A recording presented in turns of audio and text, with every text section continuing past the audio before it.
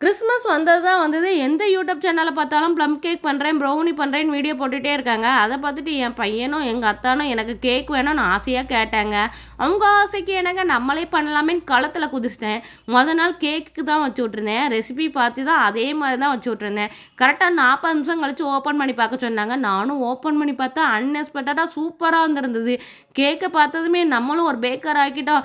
இனிமே நம்ம baking start பண்ணிற வேண்டியதான். நான் அத கட் பண்ணி டேஸ்ட் பண்ணி பார்த்தா இனிப்பே இல்ல சப்புன்னு இருந்தது. எங்க அத்தாலாம் சாப்பிட்டு பார்த்துட்டு, "சாப்பாடுக்கு உப்பு இல்லன்னா நீ சாப்பிடுவியா? இது ஸ்வீட் இல்லாம எப்படி சாப்பிட முடியும்?" எனக்கு வேண்டான்னு சொல்லி வச்சுட்டு போயிட்டாங்க. சரி எப்படியாச்சும் ஒரு நல்ல கேக்கா பண்ணிரணும். மறுநாள் ப்ரௌனிக்கு ட்ரை பண்ணியிருந்தேன். அதில சொன்ன மெஷர்மெண்ட் படி தான் பண்ணியிருந்தேன். அன்னைக்கும் வந்து சுகர் போடாம பண்ணிட்டேனா, அதுவுமே வந்து ஸ்வீட்டே இல்லாம ஆயிட்டு.